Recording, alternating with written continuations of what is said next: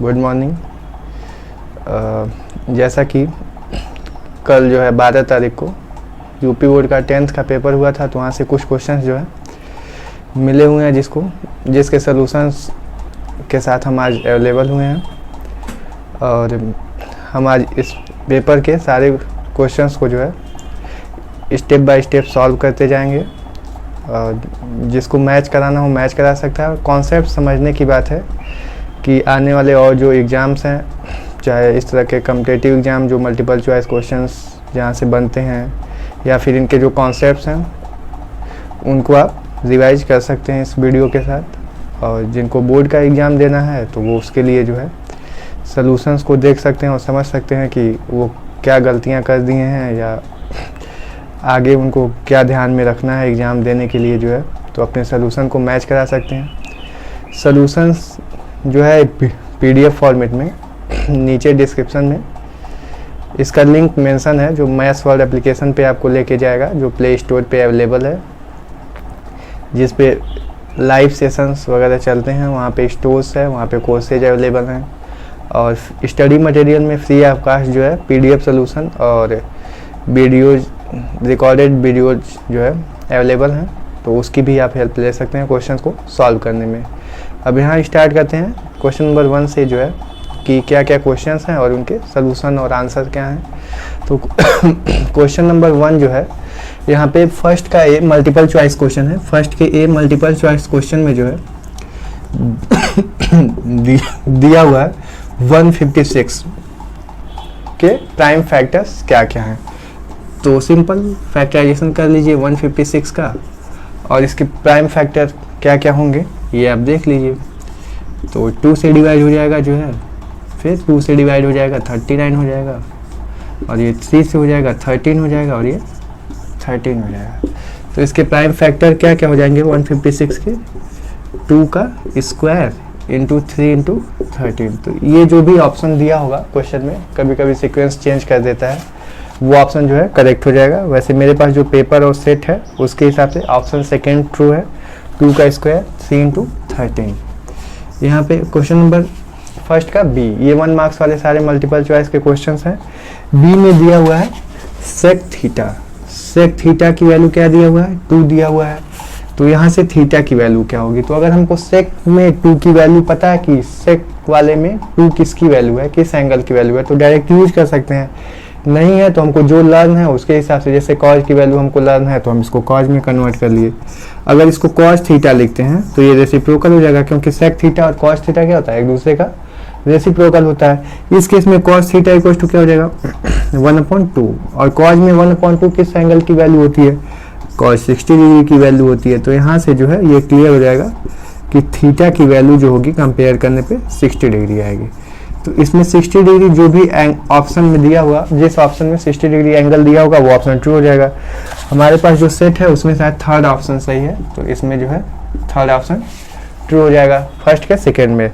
Next है एक quadratic equation दिया हुआ है सी वाले में, 3x² minus 12x plus m equal to 0, और यहाँ पे बताया है कि रूट्स जो है क्वाड्रेटिक इक्वेशन के इक्वल है। इसके जो रूट्स हैं ये इक्वल हैं, तो बताइए कि m की वैल्यू क्या होगी। तो हम ऑलरेडी अपने पिछले क्वाड्रेटिक इक्वेशन के लेक्चर में जो है ऑल अबाउट क्वाड्रेटिक इक्वेशन लिए थे, एग्जाम के जस्ट एक दिन पहले जो है उसमें क्वाड्रेटिक इक्वेशन के बारे में डिस्कस किए। तो वहाँ पे बताए थे कि अगर रूट्स इक्वल होते हैं किसी भी क्वाड्रेटिक इक्वेशन के, तो जो है b इक्वल टू डिस्क्रिमिनेंट जो होता है 0 होता है। This means what, b² minus 4ac की वैल्यू क्या होती है 0 होती है।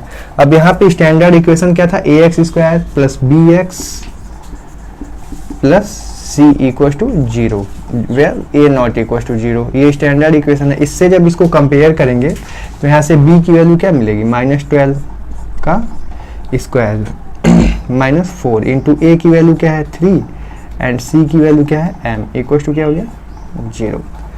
तो यहाँ से आपको क्या मिल गया, 4 से 12m इक्वल टू 12 का स्क्वायर। ये नेगेटिव है, राइट हैंड साइड में ट्रांसपोज कर लेंगे एंड 12 से 12 कैंसिल हो जाएगा। तो यहाँ से m की वैल्यू जो है क्या मिलेगी, m इक्वल टू 12। तो 12 जिस भी ऑप्शन में दिया होगा, अगर रूट्स इक्वल तभी होंगे, या रूट्स जब m की वैल्यू क्या लेंगे 12 लेंगे, या अगर हम रूट्स इक्वल हैं तो m की वैल्यू जो है हमको इस गिवन क्वाड्रेटिक इक्वेशन के लिए क्या लेनी पड़ेगी, 12 लेनी पड़ेगी, तभी इसके रूट्स जो है वो इक्वल होंगे, अदरवाइज नहीं होंगे। ठीक है, नेक्स्ट क्वेश्चन जो है इसमें ऑप्शन 4 है, मेरे पास जो क्वेश्चन पेपर है उसके हिसाब से ऑप्शन 4 है, बाकी आप ऑप्शन मैच करा लीजिएगा, ये बात बार बार बोलने की तो आवश्यकता है नहीं।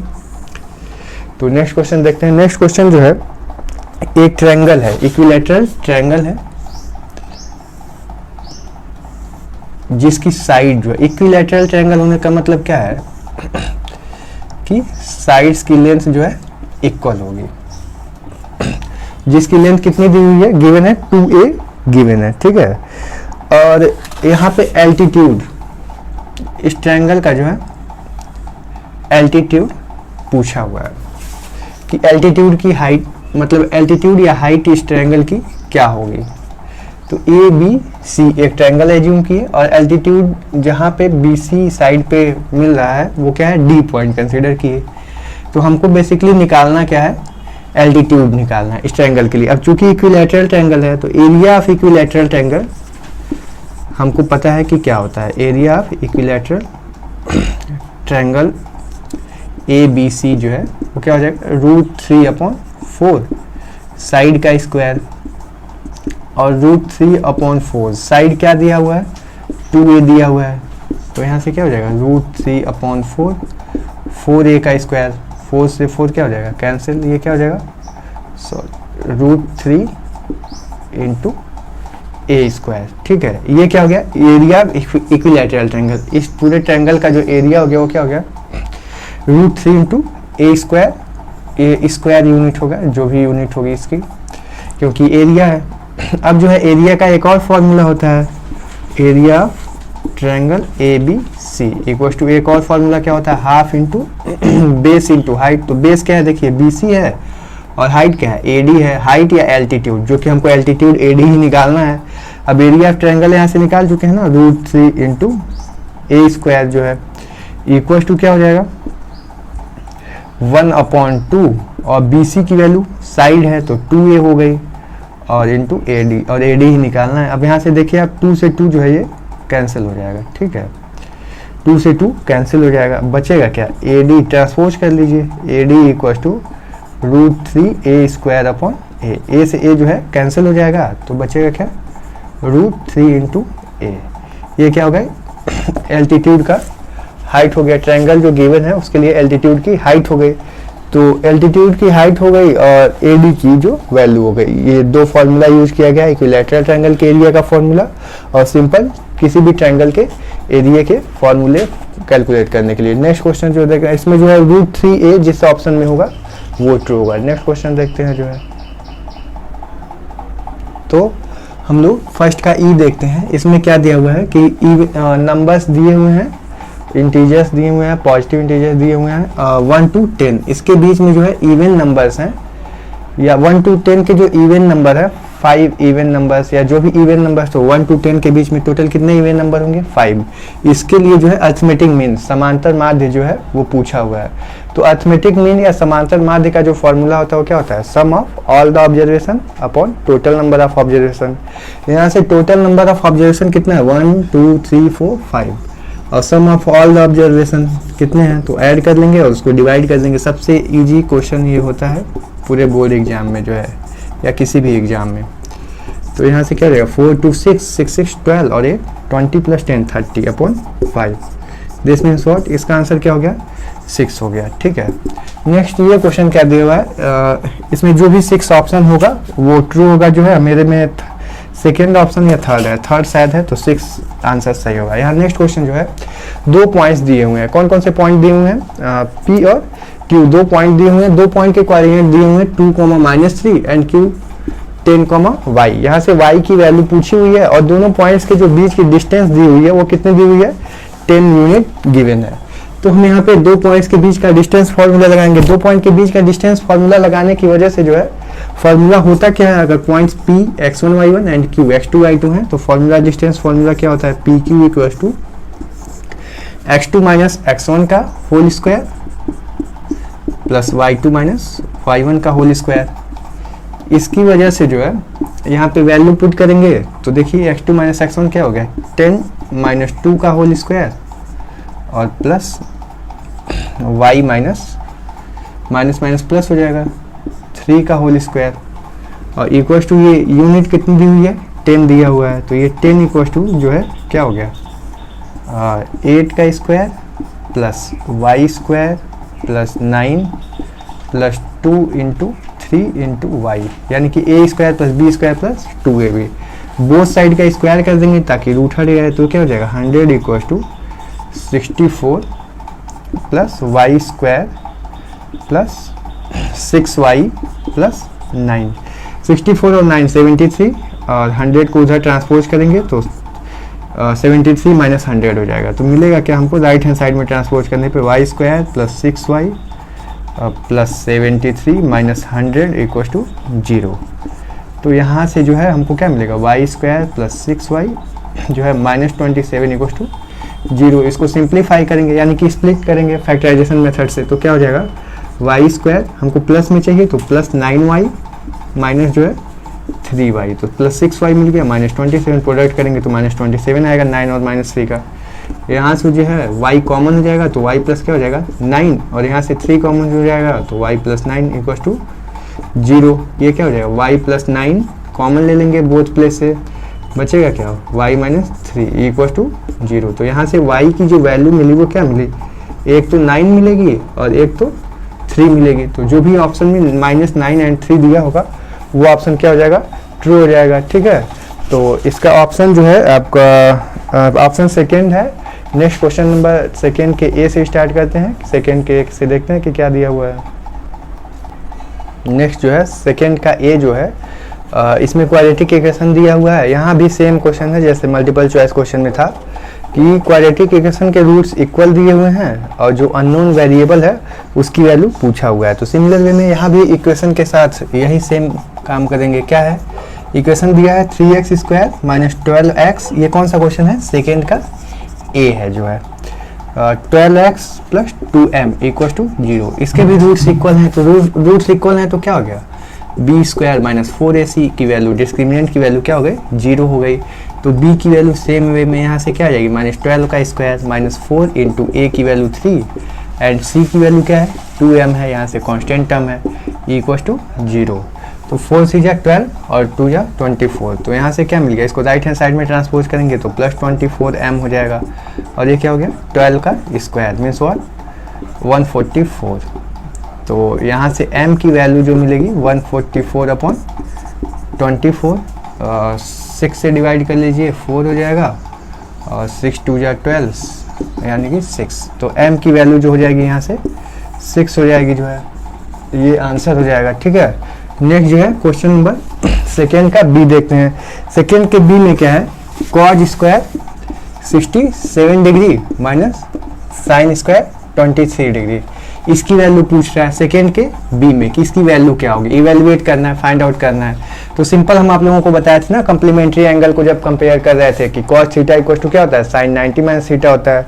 तो यहाँ पे यही रूल यूज करेंगे तो क्या हो जाएगा cos theta equal to sine 90 minus theta. तो यहाँ से अगर हम कैलकुलेट करेंगे तो किसी एक में चेंज कर लेंगे तो ये क्या हो जाएगा, देखिए साइन स्क्वायर जो है 90 minus 67 90 degree minus 67 degree minus क्या हो गया साइन स्क्वायर 23 डिग्री। अब यहाँ से अगर 90 में से 67 माइनस करके और सिंप्लीफाई कर लेंगे सिंपल, तो sine square 23 degree minus sine square 23 degree, दोनों सेम एंगल और स्क्वायर हो गया तो इसकी वैल्यू क्या हो गई 0। तो सेकेंड के बी में इसका जो आंसर हो गया वो क्या हो गया 0 हो गया। नेक्स्ट क्वेश्चन जो है वहाँ पे एरिया ऑफ ट्रायंगल पूछा हुआ है जिसकी बेस और हाइट जो है गिवन है। बेस जो है वो 14 सेंटीमीटर गिवन है और हाइट जो है वो 7 सेंटीमीटर गिवन है। सेकेंड का जो सी है यहाँ पे इस क्वेश्चन में हाइट ऑफ ट्रायंगल अगर ए बी सी हो, ठीक है, और यहाँ से एल्टीट्यूड ड्रॉ करते हैं अगर डी हो तो ए डी क्या हो गया इसका हाइट या एल्टीट्यूड हो गया। तो हाइट दिया हुआ है, ठीक है, 7 सेंटीमीटर या मीटर जो भी दिया होगा और बेस में क्या दिया हुआ है 14 सेंटीमीटर ट्रायंगल के लिए। ठीक है, तो एरिया का जो फॉर्मूला हम पीछे मल्टीपल चॉइस क्वेश्चन में यूज किए थे, एरिया ऑफ ट्रायंगल जो है क्या हो जाएगा, area of triangle A B C equal to half into base into height हो जाएगा जो है तो half into base into height, base क्या है 14 एंड हाइट क्या है 7, तो हाफ इंटू जो है 14 इंटू 7, 2 से 14 कैंसिल हो जाएगा, 7 इंटू 7 जो है ये क्या हो जाएगा 49 सेंटीमीटर स्क्वायर। ये एरिया ट्रायंगल हो गया सेकंड के सी में। ठीक है, नेक्स्ट देखते हैं। तो नेक्स्ट क्वेश्चन जो है सेकंड का डी जो है वो भी 1 मार्क्स का क्वेश्चन है। इसके बाद जो है 2 मार्क्स वाले क्वेश्चन स्टार्ट होंगे क्वेश्चन नंबर थर्ड से। तो यहाँ पे सेकंड के डी में क्या है, क्वेश्चन में गिवन है कि फर्स्ट 10 प्राइम इंटीजर्स जो हैं उनका मीडियन क्या होगा। तो मीडियन के लिए जो भी नंबर्स होते हैं हम उनको असेंडिंग या डिसेंडिंग ऑर्डर में लिख लेते हैं ऐसे जब डेटा दिए हुए होते हैं, और उसके बाद जो है हम total number of data count करते हैं कि कितने नंबर ऑफ ऑब्जर्वेशन दिए हैं। अगर वो ऑड होते हैं तो फॉर्मूला अलग होता है, इवन होते हैं तो फॉर्मूला अलग होता है। तो पहले तो इस क्वेश्चन के लिए हम देख लेते हैं फर्स्ट 10 प्राइम इंटीजर कौन कौन से हो जाएंगे। देखिए 2 हो जाएगा, 3 हो जाएगा, 5 हो जाएगा, 7 हो जाएगा, 11 हो जाएगा, 13 हो जाएगा, 17 हो जाएगा, 19 हो जाएगा, और क्या हो जाएगा 23 हो जाएगा, और इसके बाद 27 ना होके 29 हो जाएगा। कितने हो गए 1 2 3 4 5 6 7 8 9 10 हो गए। अब यहाँ से total number of observation n कितने हो गए 10। अब ये अगर ऑड होता, ठीक है, तो इसका जो है n+1/2 टर्म निकालते और वो मीडियन हो जाता। अगर ऑड होता, सपोज n = 9 होता, तो हम क्या निकालते n+1/2th टर्म जो होता ये मीडियन हो जाता।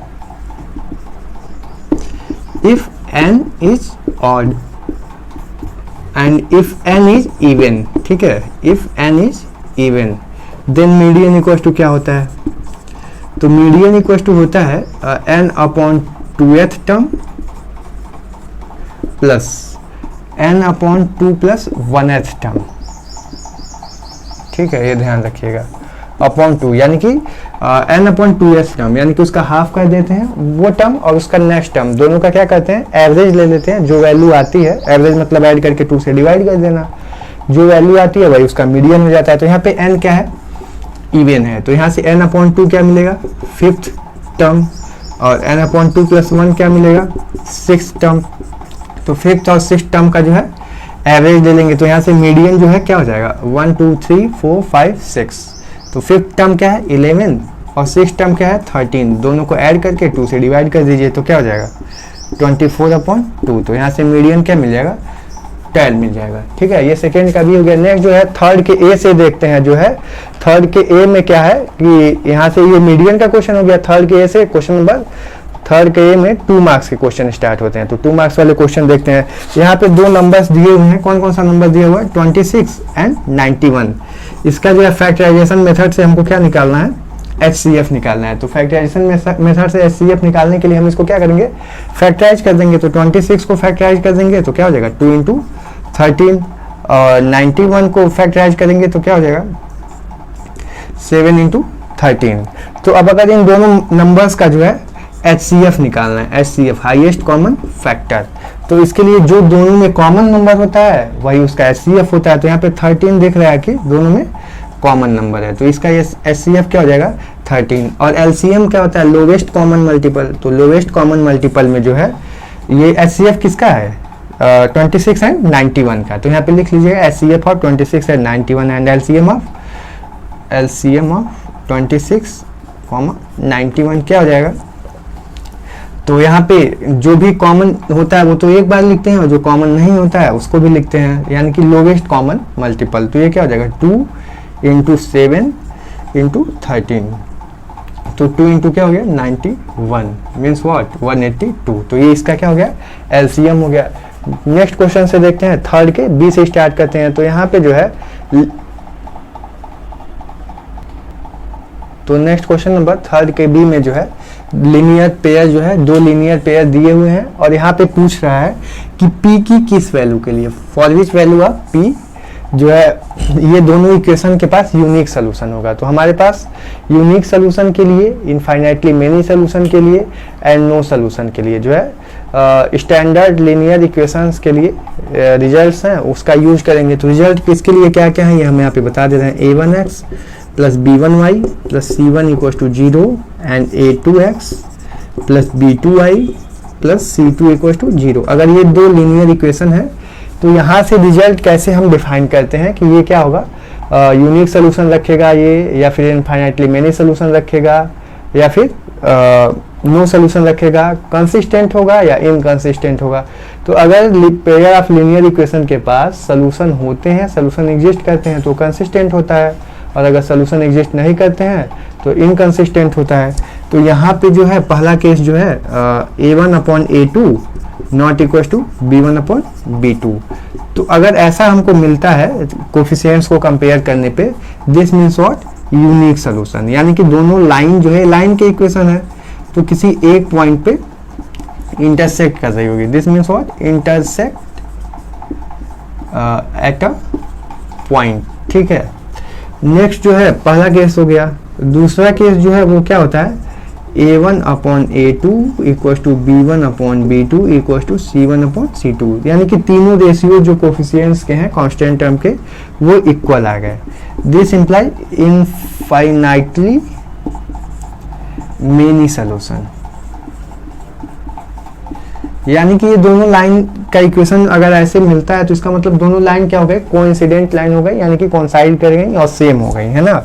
तो इनफाइनाइटली मेनी सोल्यूशन इस केस में, और दोनों केस में सोल्यूशन एग्जिस्ट कर रहा है। यहाँ पे यूनिक सोल्यूशन यानी कि केवल एक सोल्यूशन है दोनों लाइन के पास, और यहाँ पे इनफाइनाइट सोल्यूशन है क्योंकि लाइन ही क्या कर गई, कोइंसाइड कर गई, यानी कोइंसिडेंट हो गई। तो इसके लिए जो है हम बोलते हैं इसका मीनिंग क्या हुआ, इसको ये भी बोल सकते हैं कि कंसिस्टेंट सोल्यूशन। ये दोनों लाइन क्या हो गई, कंसिस्टेंट हो गए, इनके पास कंसिस्टेंट सोल्यूशन एग्जिस्ट किया, इसका मतलब कंसिस्टेंट हो गई। ठीक है, अब इनकंसिस्टेंट कब बोलेंगे, इनकंसिस्टेंट यानी कि पैरेलल लाइन। तो पैरेलल लाइन के लिए कंडीशन क्या है, A1/A2 equal to B1/B2 not equal to C1/C2। This means what, no solution. This mean parallel lines. ठीक है, तो नो सोल्यूशन पैरेलल लाइंस की मीनिंग क्या हो गई, इनकंसिस्टेंट। तो यहाँ पे अब इस क्वेश्चन गिवन क्वेश्चन में क्या था, ये तो स्टैंडर्ड फॉर्म हो गया, इस तरह से कोई भी क्वेश्चन पूछ देता है एग्जाम्स में, तो आप इस पे फोकस कर सकते हैं कि कैसे कॉम्पिटिटिव एग्जाम में या किसी भी एग्जाम में क्वेश्चन को सॉल्व कर सकते हैं। अब यहाँ पे जो है इस क्वेश्चन के लिए क्या होगा, तो यूनिक सोल्यूशन पूछा है, यूनिक सोल्यूशन की कंडीशन क्या है, फर्स्ट वाली है, तो इसको यूज करेंगे। तो यहाँ से देखिए A1/A2 यानी कि क्या हो गया 4/2 नॉट इक्वल टू क्या होना चाहिए, P/2, इसके इक्वल नहीं होना चाहिए। तो 2 से 2 क्या हो जाएगा, कैंसिल हो जाएगा। दिस मीन्स व्हाट, हमको यहाँ से क्या मिला, P नॉट इक्वल टू 4। अगर P की वैल्यू जो है 4 नहीं होगी तो हमारा जो given pair of linear equation है ये क्या होगा, इसके पास यूनिक सोल्यूशन होगा। बस P की वैल्यू क्या नहीं होनी चाहिए, 4 नहीं होनी चाहिए। 4 के अलावा कोई भी वैल्यू होगी P की तो ये given pair of linear equation क्या हो जाएगा, यूनिक सोल्यूशन अपने पास रखेगा। नेक्स्ट क्वेश्चन देखते हैं, क्वेश्चन नंबर 3 के C से स्टार्ट करते हैं। नेक्स्ट जो है क्वेश्चन नंबर 3 का C। क्वेश्चन नंबर 3 के C में क्या दिया हुआ है, एक ट्रायंगल दिया हुआ है। ठीक है, एक ट्रायंगल दिया हुआ है, तो ये ट्रायंगल हो गया और ये ट्रायंगल की साइड्स हो गई। नेक्स्ट जो है क्वेश्चन नंबर 3 के C में देखेंगे, यहाँ पे ये क्वेश्चन दिया हुआ है ट्रायंगल में, यहाँ पे B पॉइंट दिया हुआ है, यहाँ पे A पॉइंट दिया हुआ है, यहाँ पे C पॉइंट दिया हुआ है और यहाँ पे D पॉइंट दिया हुआ है। यहाँ से हमको प्रूव करने के लिए बोला है, ये राइट एंगल ट्रायंगल है, A से परपेंडिकुलर अपोजिट साइड पे ड्रॉ किया गया है। तो इस क्वेश्चन में बोला गया है कि हमको कुछ प्रूव करना है और प्रूव करने में स्क्वायर वगैरह के फॉर्म में लाया गया है। क्या लाया गया है, AB square plus CD square equal to BD square plus AC square. ठीक है, ये प्रूव करना है हमको। यहाँ पे क्वेश्चन में दिया होगा इसका स्क्वायर प्लस इसका square equal to this side AB का स्क्वायर प्लस साइड CD का स्क्वायर। ये यहाँ से हमको प्रूव करना है। प्रूव करने में अब हम केवल इस फॉर्म में लाने के लिए पाइथागोरस थ्योरम यूज कर सकते हैं और कोई थ्योरम यूज नहीं कर सकते हैं। तो एक बार इस ट्रायंगल में पाइथागोरस थ्योरम यूज करेंगे, इस बार इस ट्रायंगल में अच्छे से प्रॉपर लिखने का वे और पैटर्न क्या है वो हमारे PDF सोल्यूशन में अवेलेबल है। डिस्क्रिप्शन में जो है लिंक मेंशन है, वहाँ से विजिट करके आप स्टोर से चेक कर सकते हैं कि सोल्यूशन लिखने का, लैंग्वेज लिखने का क्या तरीका है, यहाँ पे क्या करना है, कैसे प्रूव हो जाएगा, इसके बारे में हम एक्सप्लेन कर रहे हैं, आप इसको समझ लीजिए। तो इस ट्रायंगल में अगर पाइथागोरस थ्योरम लगाएंगे तो हाइपोटेन्यूज का स्क्वायर इक्वल टू क्या हो जाएगा, ये BD का स्क्वायर प्लस AD का स्क्वायर। तो यहाँ से क्या हो जाएगा, AB square equal to A D square plus B D square. ये क्या हो गया, इक्वेशन 1 हो गया। और दूसरे ट्रायंगल में लगाएंगे तो यहाँ से क्या हो जाएगा, A C square equal to C D square plus A D square. ये क्या हो गया, अब हमको लाना क्या है, देखिए A B square plus C D square, तो इस इक्वेशन से जो है सी डी स्क्वायर निकाल ले रहे हैं, तो ए डी स्क्वायर ट्रांसपोज किए इधर। This implies what, C D square equal to A C square minus A D square. ये क्या हो गया, इक्वेशन 2। अब हमको लाना क्या है, A B square plus C D square, तो हम 1 और 2 को क्या करेंगे, ऐड कर देंगे। इक्वेशन 1 और 2 को ऐड कर देंगे तो यहाँ से क्या मिल जाएगा, A B square plus C D square equal to, right hand side add होगा। राइट हैंड साइड में क्या है आपका, A D square plus B D square plus A C square minus A D square, A C square minus A D square. तो ये minus A D square plus A D square cancel हो जाएगा, बचेगा क्या, B D square plus A C square. देखिए आपको यही proof में लाना था, A B square plus C D square equal to B D square plus A C square. ठीक है, नेक्स्ट जो है क्वेश्चन नंबर 3 का सी हो गया। 3 के डी में काफ़ी इजी क्वेश्चन है, यहीं पे देख लेते हैं। जो है 3 के सी में जो है हमको वॉल्यूम दिया हुआ है, किसी क्यूब का जो है वॉल्यूम दिया हुआ है। तो वॉल्यूम का क्यूब का वॉल्यूम ऑफ क्यूब क्या हो गया, जो है ये कौन सा क्वेश्चन है, 3 का डी, वॉल्यूम ऑफ क्यूब। यहाँ से क्या गिवन है, 1331 सेंटीमीटर क्यूब या मीटर क्यूब, जो भी यूनिट आप चेक कर लीजिए क्या दिया हुआ है, वैल्यू यही है 1331। और क्यूब के वॉल्यूम का फॉर्मूला क्या होता है, साइड का क्यूब। तो यहाँ से साइड का क्यूब, तो साइड का क्यूब इसको फैक्टराइज अगर हम करेंगे तो 11 इंटू 11 इंटू 11 हो जाएगा। दिस मीन्स व्हाट, 11 का क्यूब। तो साइड, जो साइड ऑफ क्यूब मिलेगा वो हमको क्या मिलेगा, 11 सेंटीमीटर मिल जाएगा। तो इस क्यूब का जो है टोटल सरफेस एरिया हमसे पूछा हुआ है। तो total surface area of cube क्या होता है, फॉर्मूला 6 इंटू साइड का square, total surface area of cube equal to क्या हो जाएगा, 6 इंटू साइड का स्क्वायर। तो 6 इंटू साइड क्या है, 11 का स्क्वायर, तो 6 इंटू 1 to 1, तो 6 1 जा 6 6 2 या 12 6 7 to 6 सेंटीमीटर स्क्वायर। ये 3 का सी हो गया, ये भी 2 मार्क्स का क्वेश्चन है जो है। और यहाँ पे total surface area of the cube पूछा हुआ है। 4th के ए से स्टार्ट करते हैं, नेक्स्ट क्वेश्चन से।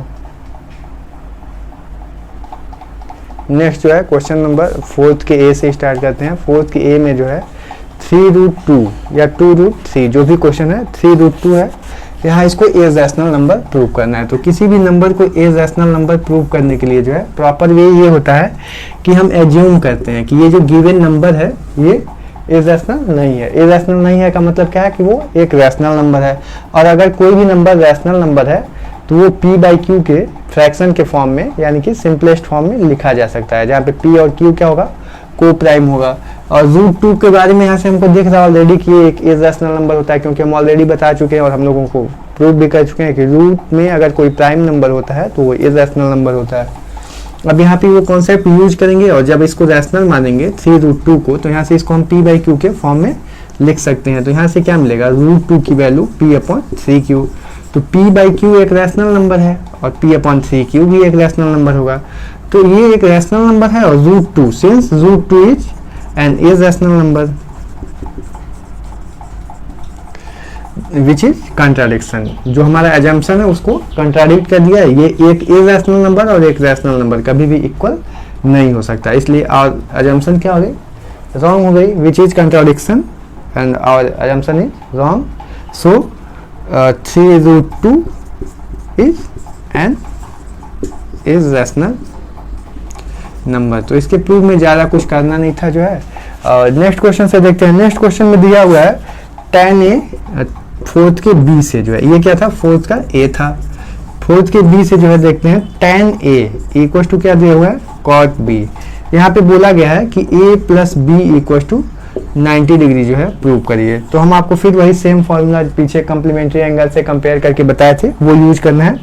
tan 90 minus theta equal to क्या होता है, cot थीटा होता है, या tan a इक्वल टू क्या हो जाएगा, cot 90 माइनस a हो जाएगा। तो यहाँ पे जब यूज करेंगे तो ये क्या हो जाएगा, cot 90 minus a equal to cot B. अब एंगल जो है सेम हो गया तो कंपेयर कर लेंगे क्योंकि दोनों इक्वल है, तो यहाँ से क्या मिलेगा 90 degree minus A equal to B जो है, ए को राइट हैंड साइड में ट्रांसपोज करेंगे तो क्या मिल जाएगा A plus B equal to 90 degree. ये क्या हो गया फोर्थ का बी, ये भी 2 मार्क्स का क्वेश्चन है, ये प्रूव हो गया।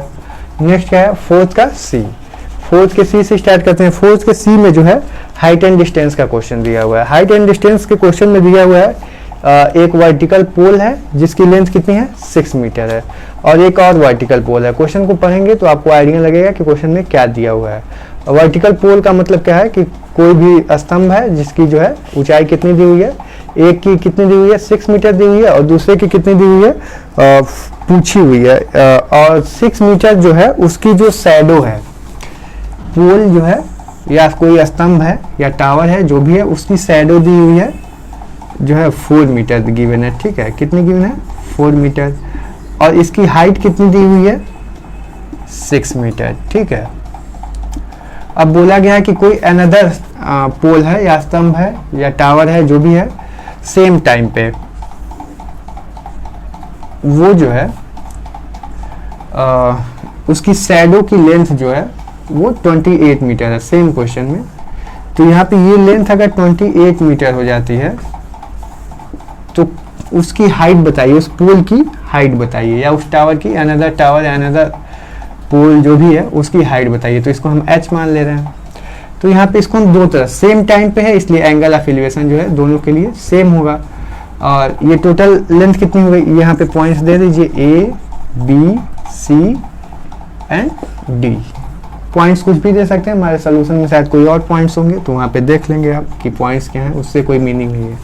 अब यहाँ पे इसको दो तरीके से सॉल्व कर सकते हैं। एक कि एक एंगल सेम है और ये लाइन है यहाँ पे क्या है 90 डिग्री और ये भी 90 डिग्री, तो 2 एंगल सेम होने की वजह से ये ट्रायंगल ए बी सी, ये ई मान लीजिए सी डी ई, तो ए यहाँ पे बी ई ठीक है और सी डी पैरेलल है क्योंकि ये 90 डिग्री हो गया। अब यहाँ से जो है सिमिलर, ये दोनों ट्रायंगल दो एंगल इक्वल होने की वजह से ए बी ई जो है ए सी डी के क्या हो जाएगा सिमिलर हो जाएगा।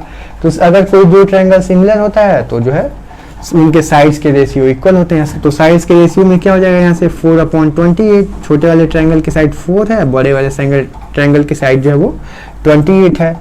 और हमसे क्या पूछा हाइट का रेशियो यानी परपेंडिकुलर का, तो यहाँ से 6/h हो जाएगा। सिंपल इसको सिंप्लीफाई करेंगे और हमको h की वैल्यू पता चल जाएगी। h की वैल्यू क्या मिलेगी यहाँ से 4 1 जा 4 7 जा 28 यानी कि h की वैल्यू कितनी मिली 42 मीटर मिल गई। तो यही हमारा आंसर हो गया। सिमिलरिटी से भी यूज करके हम सॉल्व कर सकते हैं और यहाँ से tan थीटा मान करके इस वाले ट्रायंगल में लगा लेंगे और यही सेम tan थीटा जो है इस वाले ट्रायंगल में और लेफ्ट हैंड साइड से हम यूज कर लेंगे। तो यहाँ से अगर छोटे वाले ट्रायंगल में tan थीटा लगाएंगे तो हमको क्या मिलेगा परपेंडिकुलर अपॉन बेस। परपेंडिकुलर क्या है 6 और बेस क्या है 4, और बड़े वाले ट्रायंगल में लगाएंगे तो tan थीटा इक्वल टू क्या मिलेगा देखिए h हाइट है अपॉन जो है पहले तो छोटे वाले ट्रायंगल में बड़े वाले ट्रायंगल में लगाएंगे तो हाइट h हो गई और बेस कितना हो गया जो है 28 हो गया। यहाँ से देख लेंगे जो है तो ये h/28। अब लेफ्ट हैंड साइड दोनों का सेम है, दो इक्वेशन बनाएंगे और राइट हैंड साइड इक्वल हो जाएगा। सिंप्लीफाई कर लेंगे तो सेम ऐसे ही आंसर आएगा 42 मीटर जो है। नेक्स्ट क्वेश्चन देखते हैं फोर्थ के डी से। तो फोर्थ का डी देखने से पहले हाइट एंड डिस्टेंस का क्वेश्चन सॉल्व कर दिए तो आप लोगों को ये सोच रहे होंगे कि जो है डायग्राम कैसे बनता है हाइट एंड डिस्टेंस का या कैसे, क्योंकि सारे कॉम्पिटिटिव एग्जाम में जो है हाइट एंड डिस्टेंस के क्वेश्चन पूछे जाते हैं। तो यहाँ पे ये जानना बहुत आवश्यक है कि इसके डायग्राम कैसे बनते हैं, काफ़ी इंपॉर्टेंट है क्योंकि कॉम्पिटिटिव एग्जाम में भी पूछता है। तो आप आगे जहाँ भी जाएंगे हर क्लासेज में या हर लेवल में वो हाइट एंड डिस्टेंस का क्वेश्चन पूछता है। सिंगल कॉन्सेप्ट होता है हाइट एंड डिस्टेंस का क्वेश्चन सॉल्व करने के लिए। आई मैटर करती है, आई कहाँ है, ठीक है ना। आई क्वेश्चन में पढ़ के और ये क्लियर करते हैं कि आई से अगर हम ऊपर की तरफ देख रहे हैं, टॉप को देख रहे हैं या किसी भी बॉटम को ही देख रहे हैं, तो अगर ऊपर की तरफ देख रहे हैं आई से हमको ऊपर की तरफ देखना पड़ता है तो एंगल ऑफ एलिवेशन बनता है, उन्नयन कोण बनता है। और अगर ऊपर से नीचे की तरफ देखना पड़ रहा है तो एंगल ऑफ डिप्रेशन और नमन कोण बनता है जो है। उन्नयन कोण और अवनमन कोण यानी कि angle of elevation angle of depression कहाँ बनता है तो वो हमेशा जो है ग्राउंड के साथ या हॉरिजॉन्टल लाइन के साथ बनता है। सपोज यहाँ पे एक टावर है जो है सॉरी, यहाँ पे एक टावर है और यहाँ पे एक पॉइंट है। तो टावर के टॉप का अगर एंगल ऑफ एलिवेशन की बात किया जा रहा है तो इसके साथ एक हॉरिजॉन्टल लाइन होगी जो ग्राउंड होगा, और इसके साथ ये इसके टॉप का एंगल ऑफ एलिवेशन। यहाँ पे अगर आई यहाँ पे है तो यहाँ से ऊपर की तरफ देखना पड़ रहा है, तो यहाँ से एंगल ऑफ एलिवेशन बनेगा। अगर ऊपर एरोप्लेन जा रही है या टावर पे कोई व्यक्ति बैठा हुआ है और वहाँ से नीचे की तरफ देखना है, ये कोई पॉइंट है या कोई इंसान है या कोई भी शिप जा रही है, बोट जा रही है, कुछ भी देखना है, ऊपर से देखना है तो यहाँ से नीचे की तरफ देखना पड़ेगा। तो उस केस में जो है यहाँ पे एक हॉरिजॉन्टल लाइन जो है पैरेलल लाइन ड्रॉ करते हैं ग्राउंड से, ग्राउंड के पैरेलल लाइन। तो यहाँ पे जो एंगल बनता है वो एंगल ऑफ डिप्रेशन होता है, एंगल ऑफ डिप्रेशन या ऑनोमन कोण, और कुछ नहीं होता है। बाकी ट्रिग्नोमेट्रिक रेशियो यूज करते हैं, perpendicular upon base tan theta में, perpendicular upon hypotenuse sine theta में, या base upon hypotenuse cos theta में। क्या गिवन है और क्या पूछ रहा है उसके हिसाब से हम ट्रिग्नोमेट्रिक रेशियो यूज करके और हाइट एंड डिस्टेंस के क्वेश्चंस को सॉल्व कर लेते हैं। काफ़ी इजी क्वेश्चंस होते हैं, कई बार कुछ टेक्निकल क्वेश्चंस भी होते हैं कि दो इक्वेशंस बनते हैं और दोनों को linear equation in two variable या सब्स्टिट्यूशन मेथड की हेल्प से सॉल्व कर सकते हैं। तो यहाँ पे ये इजी होता है, कोई टफ नहीं होता है। जैसे अब कंस्ट्रक्शन का, इसके बाद फोर्स का डी जो है कंस्ट्रक्शन का एक क्वेश्चन है, तो कंस्ट्रक्शन तो यहाँ करना पॉसिबल नहीं है, फिर भी कैसे करते हैं हम यहाँ पे बता दे रहे हैं। जो है एक 7.6 सेंटीमीटर की लाइन है, ठीक है। अब इसको जो है 2:3 के रेशियो में डिवाइड करना है। कैसे डिवाइड करते हैं इसके स्टेप्स के बारे में हम थोड़ा सा डिस्कस कर दे रहे हैं, बाकी आप कंस्ट्रक्शन के क्वेश्चन देख लीजिएगा जो कि बुक में प्रॉपर स्टेप वाइज दिए होंगे। तो अगर इसमें कोई इशू होता है तो हम बता भी देंगे, फिलहाल इसके स्टेप्स को हम बता दे रहे हैं। यहाँ पे एक जो भी लाइन है, सपोज ए बी है 7.6 सेंटीमीटर की, इसके कंस्ट्रक्शन को करने के लिए जो है एक अनदर लाइन रैंडमली कोई भी लाइन ऊपर की तरफ भी ड्रा कर सकते हैं, नीचे की तरफ भी ड्रा कर सकते हैं, किसी भी लेंथ की रैंडम लाइन। ऐसे ही ये लाइन सपोज ए एक्स हम ड्रा कर लिए, कोई भी लाइन, कोई इशू नहीं है। अब यहाँ से ए एक्स लाइन ड्रा करने के बाद हम इस पे इक्वल आर्क लेते हैं, ठीक है ना, इक्वल आर्क लेते हैं। इस ए पॉइंट से स्टार्ट करते हैं और कितने इक्वल आर्क लेते हैं ये देखना है। तो अगर m/n के रेशियो में डिवाइड किया जा रहा है लाइन को, तो m+n total number of arc इसी से डिसाइड होता है कि कितने आर्क जो है हमको लेना है, यानी कि पूरी लाइन टोटल कितने पार्ट्स में डिवाइड होनी है, ये हमको m+n से क्लियर होता है। तो अगर 2:3 में डिवाइड करना है तो 2+3, यानी कि पूरी लाइन को कितने पार्ट में डिवाइड करना है, 5 पार्ट में डिवाइड करना है। तो यहाँ से 5 इक्वल आर्क लेंगे, तो यहाँ से आर्क लेंगे, फिर यहाँ से लेंगे सेम इक्वल आर्क लेना है, तो यहाँ पे सेकेंड आर्क मिल गई, यहाँ से थर्ड आर्क मिल गई, यहीं से यही वाली आर्क लेनी है जो यहाँ से लिए हैं सिमिलर आर्क, तभी तो इक्वल होगा। तो 1 2 3 ये 4 हो गया और ये 5th हो गया। अब जो लास्ट वाली आर्क होती है उससे इस गिवन लाइन के एंड पॉइंट को क्या करते हैं, ऐसे ही ज्वाइन कर देते हैं, स्केल से ज्वाइन कर देंगे। कोई कंस्ट्रक्शन में और कुछ नहीं करना है, सिंपल ये 5 इक्वल आर्क लेकर के और इसके 5th पार्ट को इसके एंड पॉइंट से क्या करेंगे, ज्वाइन कर देंगे। अब इसको डिवाइड करना है ना गिवन लाइन ए बी को 2:3 के रेशियो में। तो अब यहाँ पे देखिए, यहाँ से 1 2 पार्ट हो गया, 2 आर्क हो गई, बचा के कितना 1 2 3 आर्क बचा हुआ है। तो अगर इस पॉइंट से जो है इस लाइन के हम पैरेलल लाइन ड्रॉ करते हैं, तो यहाँ से जब पैरेलल लाइन ड्रॉ करते हैं, पैरेलल लाइन किससे ड्रॉ करेंगे, कंपास की हेल्प से जो है ड्रॉ करते हैं। यहाँ पे ये कन्वीनियंस रेडियस का आर्क ले लेते हैं और यहाँ पे ये लेंथ मेजर करके वही सेम आर्क यहाँ पे ड्रॉ करते हैं और यहाँ से जो है कट लेते हैं और इस लाइन को ज्वाइन करते हैं। सिंपल पैरेलल लाइन ड्रॉ करने का जो कॉन्सेप्ट है उसी स्टेप से जो है पैरेलल लाइन ड्रॉ करते हैं। तो ये गिवन लाइन जो है ये 2:1 के रेशियो में डिवाइड हो जाती है, यही कॉन्सेप्ट है, इसमें और कोई कॉन्सेप्ट नहीं है। लाइन का जो 2 पार्ट में डिवाइड किए हैं, फर्स्ट पार्ट और सेकेंड पार्ट का मेजरमेंट पूछा है, तो फर्स्ट पार्ट क्या हो जाएगा 2/2+3 ऑफ टोटल कितना है 7.6, और सेकेंड पार्ट का क्या है 3/2+3 ऑफ 7.6। तो इसको सिंप्लीफाई कर लेंगे तो क्या हो जाएगा 2 × 7.6/5 और 3 × 7.6/5। इसको सिंप्लीफाई कर लेंगे तो इसकी जो भी लेंथ आ रही है वो क्या हो जाएगी, इसकी आएगी जो है 3.04 और इसकी क्या आएगी 4.56 सेंटीमीटर जो है। तो ये कंस्ट्रक्शन क्या हो गया। इसके बाद जो है नेक्स्ट क्वेश्चन जो है 4 मार्क्स वाले क्वेश्चन स्टार्ट हो जाते हैं, तो उसको देखते हैं। वहाँ पे दिया हुआ है 2 कॉन्जिक्यूटिव जो है इंटीजर्स हैं या इंटीजर्स ही हैं जिसका स्क्वायर का सम गिवन है और वो कॉन्जिक्यूटिव इंटीजर्स पूछे गए हैं कि क्या है। तो नेक्स्ट क्वेश्चन से देखते हैं। कॉन्जिक्यूटिव इंटीजर्स के स्क्वायर का जो सम है वो कितना है, 290 है। तो आगे उसको सॉल्व करते हैं, क्वाड्रेटिक इक्वेशन का क्वेश्चन है जो है। नेक्स्ट जो है क्वेश्चन नंबर 5 का ये जो है, वहाँ पे क्वेश्चन में बोला गया है कि 2 ऑड कॉन्जिक्यूटिव इंटीजर्स के जो है स्क्वायर का सम जो है वो 290 है। तो ऑड है और कॉन्जिक्यूटिव है, तो अगर पहला ऑड नंबर x होगा तो दूसरा x + 2 होगा, ठीक है। और इसके स्क्वायर का सम अकॉर्डिंग टू क्वेश्चन दिया हुआ है x² + x + 2 का होल स्क्वायर। ये कितना दिया हुआ है, 290। अगर इसको हम सिंप्लीफाई करते हैं तो ये क्या हो जाएगा, x² + x² + 4 + 2 4x = 290। 2ab से a + b के होल स्क्वायर के फॉर्मूले से ये हो जाएगा क्या, a + b का whole square = a² + b² + 2ab। इसको यूज करके यहाँ पे सॉल्व कर लेंगे। अब यहाँ से ये क्या हो जाएगा, 2x² + 4x + 4 - 290 = 0। तो यहाँ से 2x² + 4x - 286 = 0। 2 कॉमन है या 2 से बोथ साइड में डिवाइड कर देंगे, तो x² + 2x - 143, ठीक है, = 0। तो अब इसको स्प्लिट करना है, तो स्प्लिट करने से क्या होगा, x², ठीक है, प्लस पॉजिटिव चाहिए तो 13x - 11x। जब स्प्लिट करेंगे तो 13 में से 11 माइनस करेंगे तो 2x आएगा और इसका प्रोडक्ट करेंगे तो -143 आएगा, = 0। तो यहाँ से x क्या हो जाएगा, कॉमन, तो x + 13 - 11 x + 13 हो जाएगा जो है। तो यहाँ से x की वैल्यू x + 13 कॉमन, x - 11 बचेगा और x + 13 बचेगा। तो अब पॉजिटिव इंटीजर्स लेने हैं ना, consecutive positive integers, consecutive positive odd integers.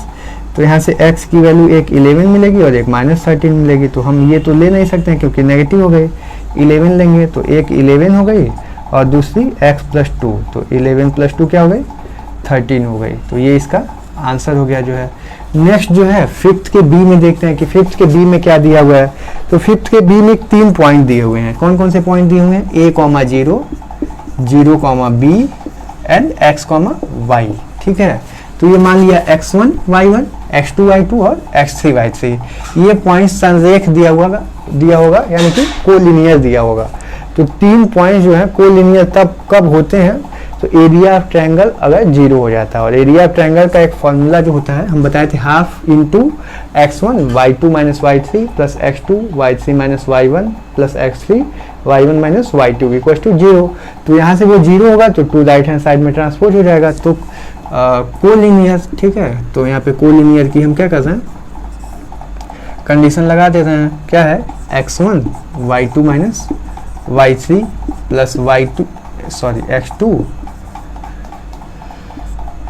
y3 - y1 + x3 y1 - y2 = 0। अब ये पॉइंट्स इसमें डालेंगे और हमको यहाँ से प्रूव करना है। प्रूव क्या करना है, x/a + y/b = 1। ये इक्वेशन प्रूव करना है। कोलिनियर के लिए ये कंडीशन होती है, पॉइंट्स कोलिनियर दिए हुए हैं, ये पॉइंट्स इसमें डालेंगे तो हमको डाल के ये सॉल्व करके प्रूव करना है। डाल के चेक करते हैं, x1 की वैल्यू क्या है, देखिए यहाँ से a है, y2 की वैल्यू क्या है, देखिए यहाँ पे b है, ठीक है, माइनस y3 की वैल्यू क्या है, y ही है, x1 y1 x2 y2 x3 y3 यही है, ठीक है, यहाँ से ध्यान देना है। प्लस x2 की वैल्यू क्या है, देखिए 0 है, तो 0 में तो कुछ भी प्रोडक्ट करेंगे y3 - y1 0 ही हो जाएगा। और प्लस x3 की वैल्यू क्या है, x3 की वैल्यू क्या है, x है, और y1 की वैल्यू क्या है, देखिए 0 है, माइनस y2 की वैल्यू क्या है, b है, तो यहाँ से हमको मिल जाएगा, ठीक है, = 0। अब इसको सिंप्लीफाई करिए, यहाँ पे 0 आएगा, y3 - y1, y3 क्या है वैसे y और y1 क्या है 0 ही है, तो ओवरऑल 0 ही होगा। यहाँ से क्या मिलेगा, a × b - ay, और यहाँ से क्या मिलेगा, तो 0 हो गया, minus bx = 0। Right hand side में ट्रांसपोज करेंगे तो ay + bx = ab। अब ab से क्या करेंगे, बोथ साइड में डिवाइड कर देंगे क्योंकि राइट हैंड साइड में हमको 1 लाना है। तो ये क्या हो जाएगा a into y upon A B plus b into x upon A B equal to 1। तो यहाँ से क्या हो जाएगा y upon B plus x upon A equal to 1। यही हमको जो है इस क्वेश्चन में प्रूव करना था। तो ये क्या हो गया, फिफ्थ का b हो गया जो है, और फिफ्थ के c से अब देखते हैं कि क्या दिया हुआ है। नेक्स्ट जो है फिफ्थ का c। फिफ्थ के c में क्या है, मेंसुरेशन का क्वेश्चन है जो है, टोटल सरफेस एरिया जो है कोन का गिवन है। Total surface area of cone वो कितना गिवन है, 90 पाई सेंटीमीटर स्क्वायर, ठीक है। और स्लैंट हाइट गिवन है, स्लैंट हाइट। तो स्लैंट हाइट हम एल से डिनोट करते हैं, वो गिवन है, वो कितना गिवन है जो है 13 सेंटीमीटर गिवन है। अब डायग्राम कैसे बनेगा, तो डायग्राम ये लंब वृत्तीय शंकु दिया होगा हिंदी में, ये कोन बोलते हैं हम लोग, राइट सर्कुलर कोन। और यहाँ पे ये इसकी क्या हो गई, हाइट हो गई h, और ये 90 डिग्री, ये बेस रेडियस हो गया कोन का, जो कि यही हमसे क्वेश्चन में पूछा हुआ है, ठीक है। और ये इसकी स्लैंट हाइट l हो गई। तो यहाँ से हमको एक रिलेशन भी पता है, L square equal to R square plus H square, वही पाइथागोरस थ्योरम से। तो l की वैल्यू तो हमको पता है 13 का square equal to R square plus H square. तो अगर हमको यहाँ इसकी ज़रूरत पड़ती है कोई, तो वो यूज कर लेंगे। वैसे टोटल सरफेस एरिया जो होगा, सरफेस एरिया ऑफ कोन, वो क्या होगा, कर्व सरफेस एरिया क्या होता है इसका, पाई आर एल, ठीक है। कर्व सरफेस एरिया क्या होता है कोन का, पाई आर एल। और टोटल सरफेस एरिया में ये बेस का एरिया ऐड हो जाता है, तो प्लस पाई आर स्क्वायर हो जाएगा। तो पाई आर यहाँ से क्या हो जाएगा, कॉमन हो जाएगा, कर सकते हैं। तो यहाँ से क्या बचेगा, एल प्लस आर, ठीक है। तो यहाँ से टोटल सरफेस एरिया कोन क्या गिवन है, 90 पाई।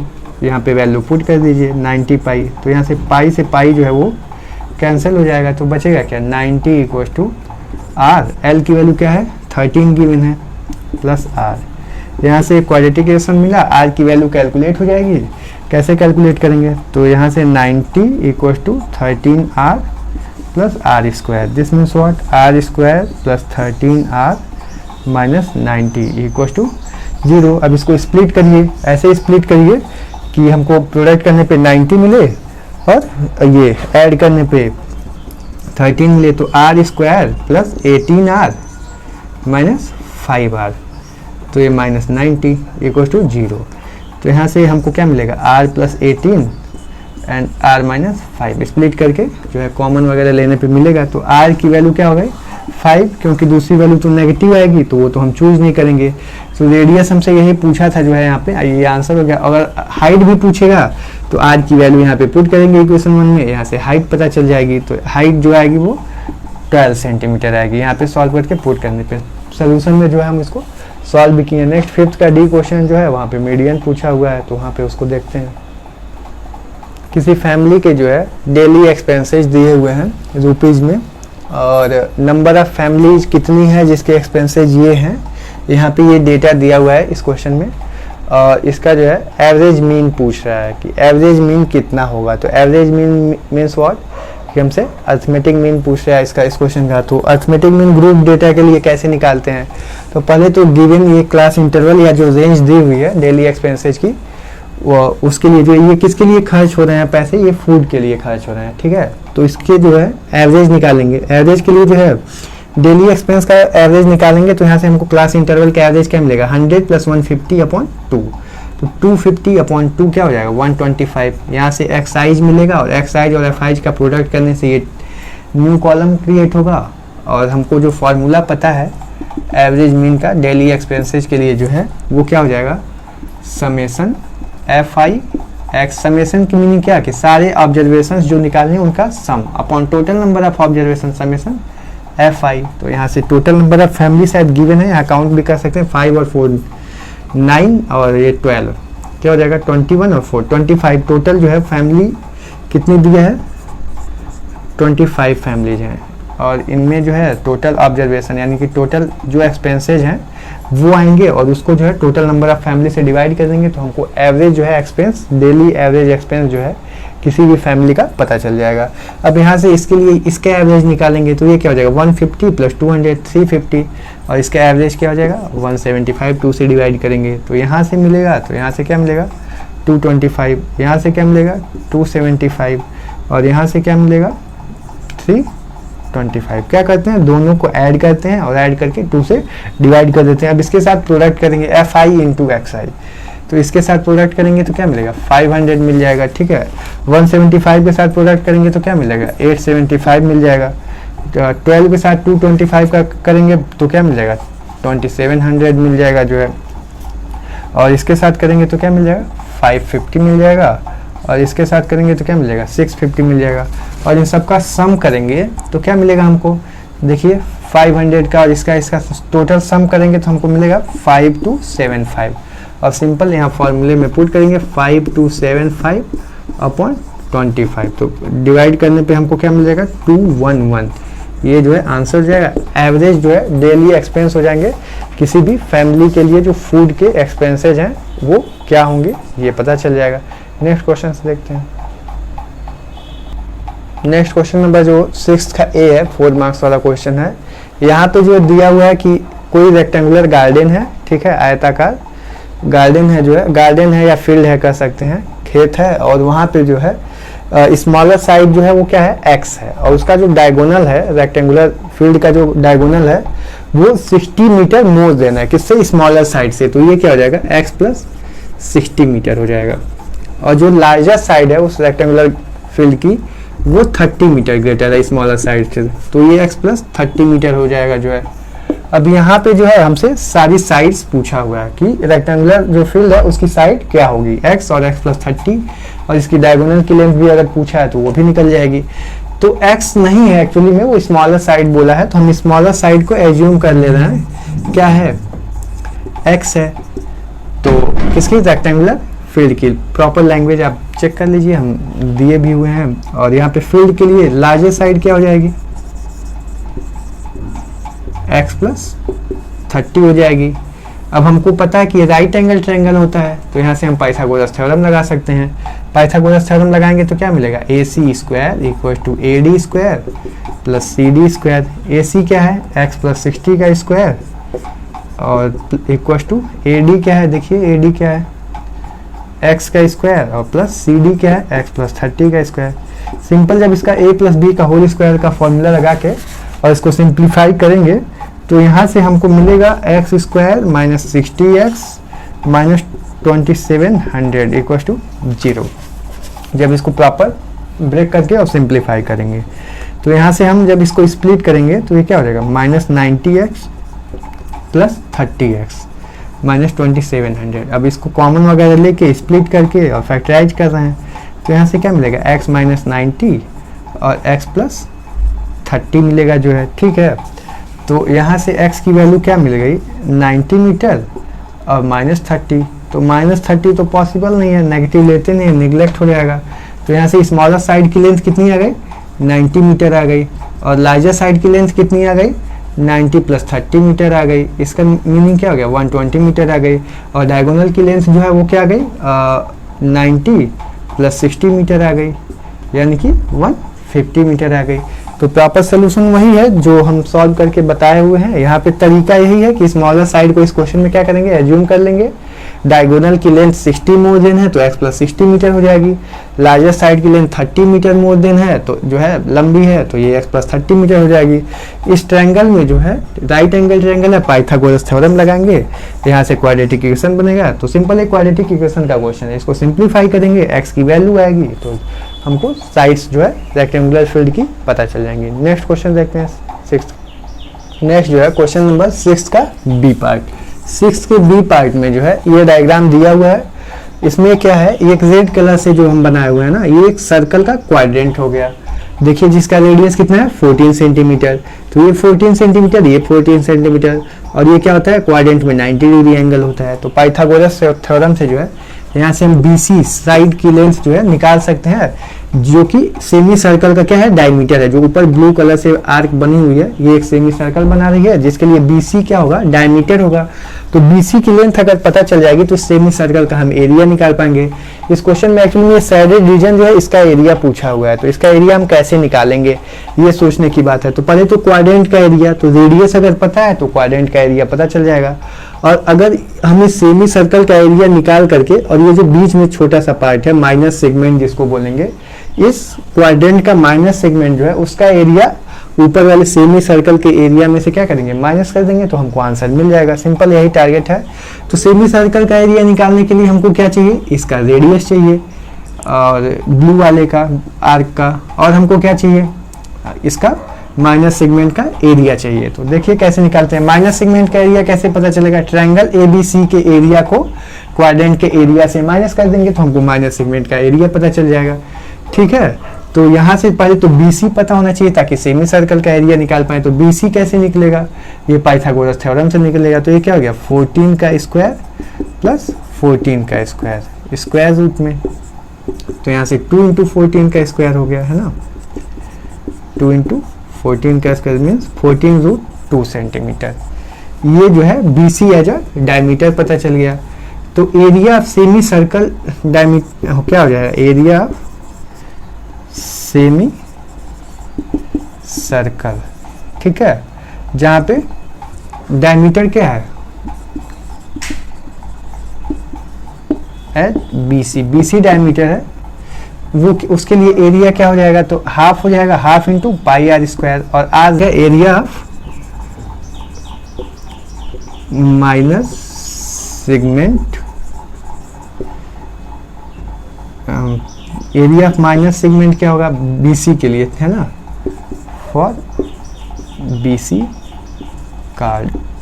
कार्ड के लिए एरिया ऑफ माइनस सेगमेंट। तो हम क्या करेंगे, क्वाड्रेंट का एरिया क्या होगा, 1/4 पाई, और आर रेडियस क्या हो गया, AC का स्क्वायर हो गया 14 वाला, और माइनस एरिया ऑफ ट्रायंगल क्या हो जाएगा, half into base into height. तो half into base into height क्या हो जाएगा, AC इंटू हाइट AB। अब यहाँ से देखिए 1/4 इंटू 22/7, और AC क्या है, देखिए AC जो है ये 14 का स्क्वायर हो गया, रेडियस का स्क्वायर हो गया, और माइनस 1/2, AC कितना है 14, और AB कितना है, ये भी 14। इसको सिंप्लीफाई करिए तो ये क्या होगा, 1/4 इंटू 22/7 इंटू 14 इंटू 14। तो कह सकते हैं कि 14 का स्क्वायर तो ऐसे भी कॉमन मिल जाएगा, फिर भी सिंप्लीफाई कर लेते हैं। 7 2 जो है 14 हो गया। अब यहाँ से क्या मिलेगा, 22 इंटू 2 इंटू 14/4। तो ये 2 से 4 तो कैंसिल हो जाएगा 2, और ये 7 माइनस क्या हो जाएगा, ये 2 से 7, तो ये 98 बचेगा जो है। यहाँ से 22 इंटू 7, ठीक है, तो 154 माइनस 98, तो यहाँ से क्या मिलेगा 56 सेंटीमीटर स्क्वायर। ये किसका एरिया मिलेगा, ये माइनस सेगमेंट जो है यहाँ पे बचा हुआ है इसका एरिया। और तो यहाँ पे जब ब्लू कलर से जो ये आर्क बनी हुई है, इससे सेमी सर्कल का एरिया निकालना है, तो इसके लिए जो डायमीटर होगा वो BC होगा, और इसका जो रेडियस होगा वो BC का हाफ होगा। अब यहाँ से BC की वैल्यू क्या निकालेंगे, 14 रूट 2 सेंटीमीटर। तो जो डायमीटर होगा वो तो BC/2 होगा ना, तो यहाँ से BC/2 क्या हो जाएगा, 7 रूट 2 सेंटीमीटर ये रेडियस होगा। ठीक है, यहाँ पे इसको यूज करेंगे जो है, तो यहाँ से जब अगर हम यूज करेंगे तो ये क्या हो जाएगा 1/2 पाई, और ये जो हो जाएगा 7 रूट 2 का स्क्वायर। तो यहाँ से मिलेगा 1/2 इंटू 22/7 इंटू जो है 7 इंटू 7 रूट 2 का स्क्वायर 2। तो 7 से 7 जो है वो क्या हो जाएगा, कैंसिल हो जाएगा, और ये 2 से 2 भी कैंसिल हो जाएगा। बचेगा क्या हमारे पास 22 इंटू 7, तो 7 2 जा 14, 7 2 जा 14 और 150, तो 154 सेंटीमीटर स्क्वायर जो है ये ब्लू कलर से बने हुए आर्क का जो है वो क्या आएगा, सेमी सर्कल का एरिया आएगा। और यहाँ पे हम ऑलरेडी जो है ये क्वाड्रेंट का एरिया में से जो है ट्रायंगल का एरिया माइनस करके इस माइनस सेगमेंट का एरिया निकाल चुके हैं। तो हमको जब सैडेड रीजन का एरिया चाहिए तो ब्लू कलर वाले आर्क के सेमी सर्कल से जो है इस अगर माइनस सेगमेंट का एरिया माइनस कर देंगे तो सैडेड रीजन का एरिया पता चल जाएगा। तो यहाँ से एरिया ऑफ सैडेड रीजन जो है वो क्या हो जाएगा, तो एरिया ऑफ सैडेड रीजन के लिए ये ब्लू कलर के आर्क वाले से हम क्या करेंगे, इस माइनस सेगमेंट के एरिया को माइनस कर देंगे। हम ऑलरेडी जो है माइनस सेगमेंट का एरिया कितना निकाल चुके हैं, 56 सेंटीमीटर स्क्वायर। तो यहाँ से जो है 154 माइनस जो है 56 सेंटीमीटर स्क्वायर जो है माइनस करेंगे तो यहाँ से हमको क्या मिलेगा, 98 सेंटीमीटर स्क्वायर। ये जो है सैडेड रीजन का हमको एरिया पता चल जाएगा। ठीक है, तो अब देखते हैं नेक्स्ट क्वेश्चन नंबर 6 का सी पार्ट। नेक्स्ट जो है क्वेश्चन नंबर 6 का सी, ये कंस्ट्रक्शन का क्वेश्चन है। तो कंस्ट्रक्शन तो पॉसिबल नहीं है, हम अपने अलग से वीडियो में जो है कंस्ट्रक्शन करके और एक्सप्लेन कर देंगे स्टेप्स जो है। आप नेक्स्ट क्वेश्चन देखते हैं 6 का डी जो है। यहाँ पे ये स्टैटिस्टिक्स का क्वेश्चन है जो मीडियन पूछा हुआ है और क्लास इंटरवल्स दिए हुए हैं और उनकी फ्रीक्वेंसीज दी हुई हैं। ठीक है, तो फ्रीक्वेंसीज क्लास इंटरवल के करस्पॉन्डिंग दिया हुआ है। तो यहाँ पे मीडियन निकालने के लिए हम क्यूमुलेटिव फ्रीक्वेंसी निकालते हैं। ठीक है, तो क्यूमुलेटिव फ्रीक्वेंसी कैसे निकालते हैं, प्रीवियस फ्रीक्वेंसी को ऐड करते चले जाते हैं। तो यहाँ पे तो कोई प्रीवियस फ्रीक्वेंसी नहीं है तो 2 हो गया और यहाँ पे क्या हो जाएगा 6 हो जाएगा, क्या 4 + 2, प्रीवियस फ्रीक्वेंसी 2 थी। यहाँ पे क्या हो जाएगा 7 है तो 7 + 6 हो जाएगा यानी कि 13 हो जाएगा। ठीक है, यहाँ पे क्या हो जाएगा 13 + 3 हो जाएगा यानी कि 16 हो जाएगा और यहाँ पे क्या हो जाएगा 2 + 16 हो जाएगा यानी कि 18 हो जाएगा। तो यहाँ पे जो टोटल फ्रीक्वेंसी आई या कह सकते हैं कि यहाँ से जो फ्रीक्वेंसीज का सम आया उसको कैपिटल N से डिनोट करते हैं, वो कितना है 18 है। और यहाँ पे हमको N की वैल्यू कैपिटल N से डिनोट करते हैं टोटल फ्रीक्वेंसीज को जो है यहाँ पे। तो 18 आई जो कि इवन है या ऑड है, इवन है तो n/2 करते हैं और ऑड है तो डिवाइड कर लेते हैं n/2 की वैल्यू निकाल के और उससे जस्ट अबव फ्रीक्वेंसी को कंसीडर कर लेते हैं और यहाँ से ये डिसाइड करते हैं कि यहाँ से कौन सी मीडियन क्लास होगी, है ना। तो अगर n की वैल्यू 18 आई है तो n/2 की वैल्यू क्या आएगी 9 आएगी। यहाँ से मीडियन क्लास डिसाइड करेंगे तो 9 देखिए यहाँ तो 6 तक है और यहाँ पे 13 है तो यानी कि मीडियन क्लास जो होगी वो कौन सी डिसाइड होगी, ये 20 to 30, ये मीडियन क्लास हो गई, ये मीडियन फ्रीक्वेंसी हो गई।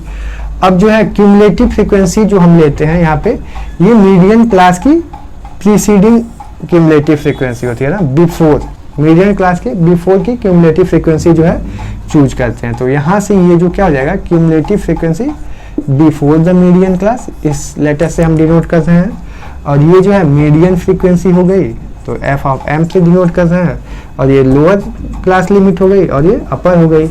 तो यहाँ से जो है लोअर क्लास लिमिट को L1 से डिनोट कर रहे हैं तो L1 क्या है 20 है, अपर क्लास लिमिट L2 से डिनोट कर रहे हैं तो 30 है। मीडियन फ्रीक्वेंसी क्या हो गई 7 हो गई जो है और क्यूमुलेटिव फ्रीक्वेंसी प्रीवियस क्लास की क्या हो गई 6 हो गई। यहाँ से क्यूमुलेटिव फ्रीक्वेंसी जो है बिफोर द मीडियन क्लास यानी कि प्रीवियस क्लास की क्या हो गई यहाँ से 6 मिल रही है। यहाँ पे इस फॉर्मूले में क्या क्या रिक्वायरमेंट है, L1 lower class limit n/2 clear ही है। यहाँ से n/2 कितना है, कैपिटल N से भी डिनोट कर सकते हैं स्मॉल n से भी। तो अगर यहाँ पे कैपिटल N ले रहे हैं तो कैपिटल N ले लेंगे और यहाँ पे क्लास इंटरवल की साइज ऑफ क्लास इंटरवल तो स्मॉल h से डिनोट किए हैं साइज, है ना।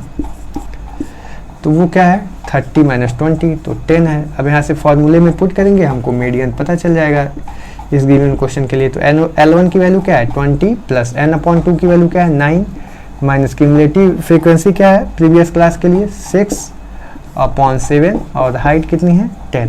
तो 20 plus 3 × 10/7 this means what 20 plus 30/7 तो 4 पॉइंट समथिंग आएगा, क्या आएगा 20 प्लस 7 4 या 28 4.2 समथिंग आएगा। तो ये क्या हो जाएगा 24.2 पॉइंट के बाद और डिजिट की आवश्यकता होगी तो निकाल सकते हैं। अप्रॉक्सीमेटली ये जो है हमारा आंसर होगा 24 पॉइंट जो है 29 ज़्यादा सिंप्लीफाई करेंगे तो 29 मिलेगा जो है, तो ये आंसर हो जाएगा। नेक्स्ट क्वेश्चन देखते हैं जो है 6 तो कंप्लीट हो गया, 7 से देखते हैं 7th और 8th लॉन्ग क्वेश्चन बचा हुआ है जो है।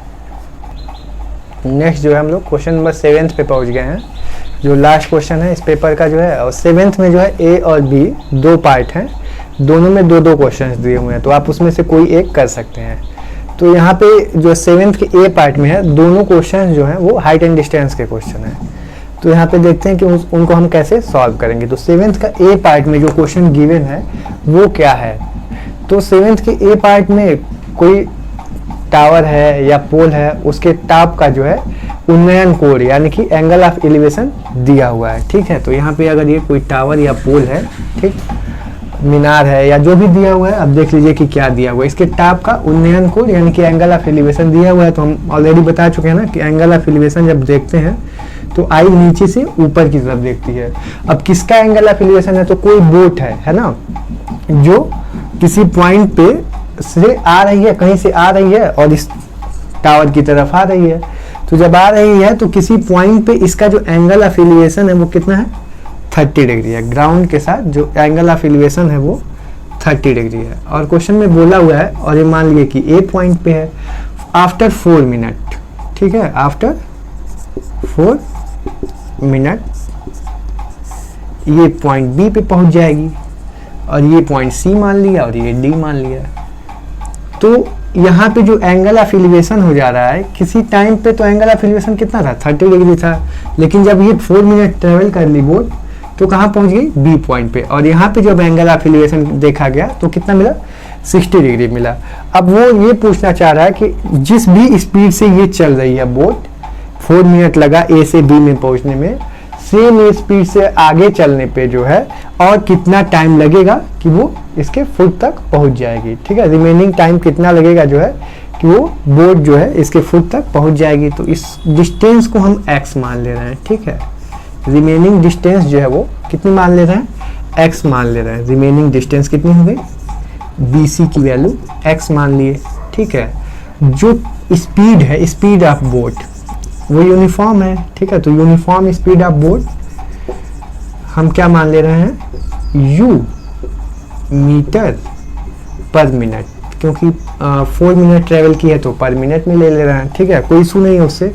अब अगर ए बी डिस्टेंस हमको निकालनी है तो हमको पता है कि डिस्टेंस इक्वल टू फॉर्मूला होता है स्पीड इनटू टाइम। अब एक्चुअली में स्पीड u माने हैं तो ए से बी की जो डिस्टेंस होगी वो क्या हो जाएगी, तो u इंटू 4 हो जाएगी। तो ए बी की जो डिस्टेंस हो गई वो कितनी हो गई, 4u मीटर हो गई। ठीक है, अब x की वैल्यू तो हमको ऑलरेडी निकालनी है, तो यहाँ से इसकी हाइट हम जो है वो h मान सकते हैं। अगर पूछा है तो, और नहीं पूछा है तो भी कोई इशू नहीं है। हमसे तो रिमेनिंग टाइम पूछा है, इसकी हाइट भी ब्रिज जो की हाइट ग्राउंड से पूछ सकता था या टावर की हाइट पूछ सकता था। यहाँ पे हो सकता है बोला हो कि यहाँ पे एक ब्रिज हो, ब्रिज पे कोई व्यक्ति है जो देख रहा है, तो ब्रिज पे जो व्यक्ति है वो देखेगा अगर नीचे की तरफ तो एंगल ऑफ डिप्रेशन बनेगा।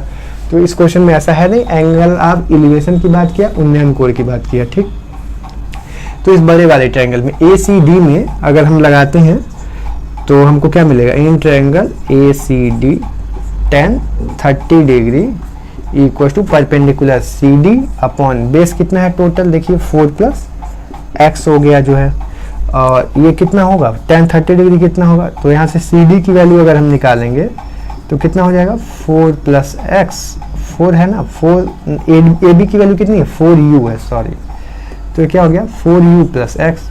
तो x प्लस 4u के साथ जो हमको क्या मिल गया tan 30 degree, this means what, x plus 4u and tan 30 degree की वैल्यू 1/√3, तो ये मिल जाएगा। यहाँ से इक्वेशन 1 मान लिए इसको हम। अब नेक्स्ट जो है दूसरे ट्रायंगल में लगाते हैं, इस वाले ट्रायंगल में BCD में। तो इन ट्रायंगल BCD इसमें अगर हम लगाएंगे तो क्या हो जाएगा, देखिए तो tan 60 degree equal to height क्या है CD अपॉन बेस क्या है x। तो यहाँ से CD जो मिलेगा वो क्या मिलेगा, x tan 60 डिग्री, और tan 60 डिग्री क्या होता है, √3 होता है, तो √3x हो गया इक्वेशन 2। 1 और 2 से जो है CD की वैल्यू है लेफ्ट हैंड साइड में, तो कंपेयर कर लेंगे तो फ्रॉम 1 एंड 2 क्या मिल जाएगा, √3x equal to x plus 4u upon √3 left hand side में ट्रांसपोज हो जाएगा, ये 3 है, ठीक है, ध्यान दीजिएगा। तो यहाँ से क्या हो जाएगा 3x equal to x plus 4u।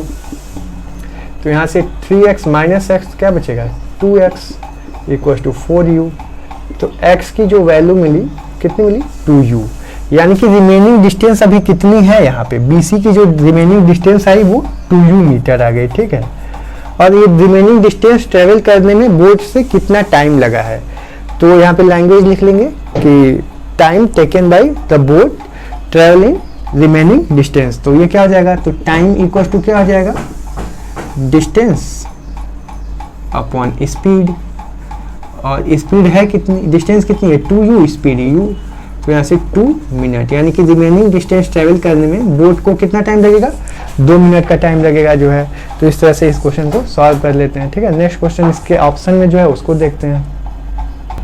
Next जो है इसी क्वेश्चन का 7th का ए का दूसरा पार्ट और करके दिया हुआ है, इसी के ऑप्शन में क्वेश्चन है।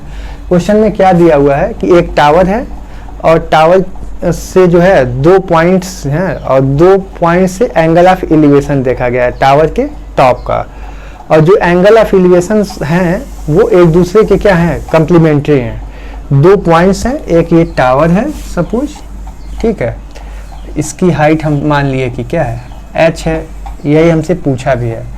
और यहाँ कोई 2 पॉइंट जो है इस ग्राउंड पे हैं और ये पॉइंट है, ठीक है। और ये जो एंगल पॉइंट्स के कौन कौन से हैं, A एंड B, और ये जो एंगल हैं एक दूसरे के कंप्लीमेंट्री हैं। कंप्लीमेंट्री का मतलब क्या होता है कि दोनों का सम क्या होगा, 90 डिग्री होगा। तो एक अगर थीटा होगा तो दूसरा क्या होगा, 90 माइनस थीटा होगा। तो यहाँ पे हम एज्यूम कर लेंगे कि एंगल ए इक्वल टू क्या है, थीटा है, तो एंगल बी क्या हो जाएगा, 90 माइनस थीटा हो जाएगा। क्यों, क्योंकि दोनों का सम 90 होना चाहिए, क्योंकि गिवन है कि वो कंप्लीमेंट्री एंगल है। और जो दोनों पॉइंट हैं उनकी डिस्टेंस दी हुई है, ठीक है। तो एक पॉइंट की जो डिस्टेंस दी हुई है वो 25 मीटर दी हुई है, ठीक। और दूसरे पॉइंट की जो डिस्टेंस दी हुई है वो कितनी दी हुई है, इसके फुट से 100 मीटर दी हुई है। और पूछा कि टावर की हाइट जो है वो क्या होगी। तो यहाँ पे 2 ट्रायंगल बन गए ना, ABCD। तो ACD, इस ट्रायंगल में अगर हम tan थीटा लगाते हैं इन ट्रायंगल ACD, तो यहाँ से हमको tan थीटा इक्वल टू क्या मिल जाएगा, परपेंडिकुलर हाइट हो गई h अपॉन 100 मीटर जो है। तो यहाँ से क्या मिल जाएगा, h equal to 100 into tan theta, ये इक्वेशन 1 मान लिया। अब नेक्स्ट दूसरे ट्रायंगल में लगाते हैं इन ट्रायंगल BCD, तो यहाँ से क्या मिल जाएगा, tan 90 minus theta equal to वही सेम परपेंडिकुलर अपॉन बेस। तो बेस क्या है, 25 है यहाँ से।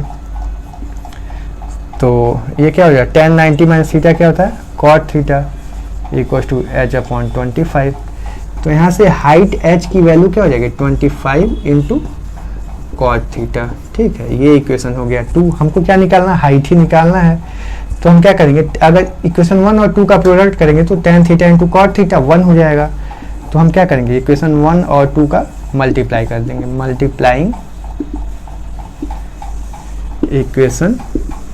ये काफ़ी इंपॉर्टेंट क्वेश्चन है और बोर्ड्स के एग्जाम में तो पूछा ही है, कॉम्पिटिटिव एग्जाम में भी पूछता है। एंगल गिवन नहीं है तो बच्चे से कंफ्यूज होते हैं, कम्प्लीमेंट्री के सेंस से प्रॉब्लम होती है, तो सेंस क्लियर होना चाहिए, ठीक है। 1 और 2 का मल्टीप्लाई करेंगे तो क्या हो जाएगा, h square left hand side से और राइट हैंड साइड से 100 इंटू tan थीटा और इंटू 25 इंटू कॉट थीटा। तो यहाँ से tan theta into cot theta का प्रोडक्ट एक दूसरे का रेसिप्रोकल होता है तो 1 हो जाएगा। और यहाँ से 100 इंटू 25 क्या हो जाएगा, 2500, ठीक है। h स्क्वायर की वैल्यू हो गई यानी कि 50 का स्क्वायर। तो यहाँ से h जो हाइट है टावर की उसकी वैल्यू क्या हो गई, 50 मीटर हो जाएगी। ये 7th का ऑप्शनल क्वेश्चन हो गया जो है। अब 7th का बी पार्ट देखते हैं। बी पार्ट में एक क्वेश्चन दिया हुआ है और उसका ऑप्शन दिया हुआ है, उस दोनों को भी देख लेते हैं।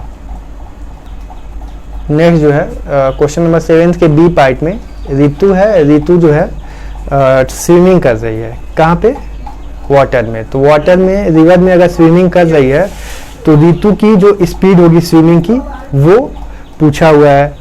और जो स्विमिंग के साथ साथ वाटर है, स्ट्रीम है, उसकी भी कोई स्पीड होगी तो वो भी पूछा हुआ है। तो यहाँ पे हम दोनों की स्पीड को क्या करेंगे, एज्यूम कर लेंगे। तो लीनियर इक्वेशन इन 2 वेरिएबल में ये क्वेश्चन बनेगा और उसको हम आसानी से सॉल्व कर सकते हैं। तो यहाँ से जो है स्पीड ऑफ जो है ऋतु हम क्या मान लेंगे, speed of Ritu during swimming क्या हो जाएगा, इन स्टिल वाटर, ठीक है। शांत जल में, वो जो है हम क्या मान लिए, x किलोमीटर पर आवर मान लिए। और स्पीड ऑफ स्ट्रीम मान ले रहे हैं, क्या मान रहे हैं, स्पीड ऑफ स्ट्रीम जो है वो क्या है, in still water y kilometre per our. तो एक्चुअली में स्विमिंग करते हुए ऋतु की जो स्पीड होगी, speed of Ritu during swimming, है ना, तो जब वो क्या कर रही होगी, स्विमिंग कर रही होगी, उस समय उसकी स्पीड क्या है, एक्चुअली में स्विमिंग की ही स्पीड है, ऋतु की स्पीड नहीं है। स्विमिंग की जो स्पीड है, स्पीड ऑफ स्विमिंग जो है वो x किलोमीटर पर आवर है, और स्पीड ऑफ जो है स्ट्रीम जो है वो y किलोमीटर पर आवर है। तो ऋतु की स्पीड क्या होगी, अब दो तरह की स्पीड होगी, एक तो ऋतु हो सकता है कि स्ट्रीम की डायरेक्शन में स्विमिंग कर रही हो, और हो सकता है कि स्ट्रीम की अपोजिट डायरेक्शन में स्विमिंग कर रही हो। तो अगर जो है स्ट्रीम की डायरेक्शन में स्विमिंग हो रही होगी तो दोनों की स्पीड क्या हो जाएगी, ऐड हो जाएगी, और अपोजिट डायरेक्शन में हो रही होगी तो सब्सट्रैक्ट हो जाएगी। तो यहाँ से क्या हो जाएगा, speed of Ritu in the direction of stream, ठीक है, वो क्या हो जाएगा, x plus y kilometre per hour, means जिधर पर आवर, और स्पीड ऑफ ऋतु जो है इन द अपोजिट डायरेक्शन, ठीक है, in the opposite direction of stream क्या हो जाएगा, x minus y kilometre per hour. अब यहाँ से जो है क्वेश्चन में गिवन है कि अगर ऋतु जो है स्ट्रीम की डायरेक्शन में ट्रेवल कर रही है, यानी कि ट्रेवल मतलब स्विमिंग कर रही है, तो वो कितना ट्रेवल कर पा रही है, कितनी स्विमिंग कर पा रही है, 20 किलोमीटर कर पा रही है। और अगर अपोजिट डायरेक्शन में जो है स्विमिंग कर रही है तो 4 किलोमीटर ट्रेवल कर पा रही है, यानी स्विमिंग कर पा रही है। अब 4 किलोमीटर की जो स्विमिंग है, या फिर डायरेक्शन में या फिर अपोजिट डायरेक्शन में, वो कितने टाइम में कर रही है, वो 2 आवर में कर रही है। तो 2 आवर्स गिवन है, ठीक है। तो इसके बेसिस पे जब हम क्वेश्चन सॉल्व करेंगे तो हमारे पास क्या है, speed equal to distance upon time. तो यहाँ से दो क्वेश्चंस बनेंगे, दो इक्वेशंस बनेंगे, डिस्टेंस अपॉन टाइम, ठीक है। तो स्पीड कितनी है, देखिए यहाँ से जब डायरेक्शन में है, सेम डायरेक्शन में स्विमिंग कर रही है, तो x plus y equal to distance कितनी ट्रेवल कर रही है, 20, और टाइम कितना ले रही है, 2 आवर। तो यहाँ से x plus y equal to क्या मिलेगा, 10, ये इक्वेशन 1 बन गया। अब जब अपोजिट डायरेक्शन में ट्रेवल कर रही है तो स्पीड कम हो जा रही है, तो x माइनस वाई, तो डिस्टेंस भी कम हो जाएगी, 4/2 सेम आवर में। तो x minus y equal to क्या मिलेगा, यहाँ से 2 मिल जाएगा। ये इक्वेशन क्या मिल गया, 2x plus y equal to 10, x minus y equal to 10, दोनों को ऐड करके जब वैल्यू निकालेंगे तो y से y क्या होगा, कैंसिल, 2x इक्वल टू क्या हो जाएगा, 12, यानी कि x इक्वल टू क्या हो जाएगा, 6 किलोमीटर पर आवर। तो यहाँ से y की वैल्यू क्या मिल जाएगी, 4 किलोमीटर पर आवर। ये क्या हो गया, स्ट्रीम की स्पीड हो गई और स्विमिंग की स्पीड हो गई इस क्वेश्चन में। इसका एक ऑप्शनल क्वेश्चन है, लीनियर इक्वेशन का एक क्वेश्चन है, जो है पहले लीनियर में नहीं है, लेकिन उसको हम लीनियर में कन्वर्ट करेंगे सब्स्टिट्यूशन करके, और फिर उसके बाद सॉल्व करेंगे। हम स्टैंडर्ड फॉर्मेट में कन्वर्ट कर दे रहे हैं, आप सॉल्व कर लीजिएगा। पीडीएफ सोल्यूशन में प्रॉपर सोल्यूशन दिया भी हुआ है, ठीक है। क्वेश्चन एक्चुअली में है क्या, यहीं पे हम आपको बता ही देते हैं कि क्वेश्चन में क्या है। क्वेश्चन में है 7x minus 2y upon xy equal to 5, और जो दूसरा क्वेश्चन, दूसरा इक्वेशन है वो है 8x plus 7y upon xy equal to 15। तो यहाँ से अगर xy से इसको डिवाइड करेंगे तो ये क्या हो जाएगा, x से x कैंसिल हो जाएगा, 7/y माइनस 2/y से y कैंसिल होगा, तो x इक्वल टू 5। और यहाँ से अगर डिवाइड हो जाएगा तो ये हो जाएगा 8/y प्लस 7/y से y कैंसिल होगा, तो x इक्वल टू 15। ये इक्वेशन 1 गिवन है, ये 2 गिवन है। अब यहाँ हम क्या पुट करेंगे, u equal to 1/x and y equal to 1/v equal to 1/y। तो ये जो स्टैंडर्ड इक्वेशन है ये कन्वर्ट हो जाएगा, क्या हो जाएगा, 7v minus 2u equal to 5, equation 3 हो गया। और ये जो हो जाएगा 8v plus 7u equal to 15, ठीक है। ये इक्वेशन 4 हो गया। तो इसको हम एलिमिनेशन मेथड से या फिर क्रॉस मल्टीप्लिकेशन मेथड से, ये क्या हो गए, linear equation in 2 variable solve कर सकते हैं। तो यहाँ पे देखिए u को अगर कैंसिल करना है तो इक्वेशन 3 में किससे मल्टीप्लाई कर दीजिए, 7 से, और इक्वेशन 4 में किससे मल्टीप्लाई कर दीजिए, 2 से, और फिर क्या करिए, जो भी रिजल्ट मिलेगा दोनों को ऐड करेंगे तो u से u जो है वो कैंसिल हो जाएगा, और इसमें 7 से मल्टीप्लाई होगा तो 49 भी आएगा, ठीक है, और यहाँ पे 2 से मल्टीप्लाई होगा तो 16 भी आएगा, और ये जो है 15 और 5 यहाँ पे भी मल्टीप्लाई करेंगे, और जब यहाँ से सॉल्व करेंगे तो इस सॉल्व करने से u और v की जो वैल्यू आएगी वो 1 आएगी, दोनों की सिंप्लीफाई करने पे u और v की दोनों की वैल्यू 1 आएगी। और इस इक्वेशन में जो हम सब माने हुए हैं, पुट किए हैं, u equal to 1/x, v equal to 1/y, यहाँ से रेसिप्रोकल करेंगे तो x और y की वैल्यू भी क्या आ जाएगी, 1 आ जाएगी। तो यहाँ से ये कंप्लीट सोल्यूशन जो है इस पूरे क्वेश्चन पेपर का, जो कल पेपर था जो है 10th का 2022 का कंप्लीट सोल्यूशन हो गया।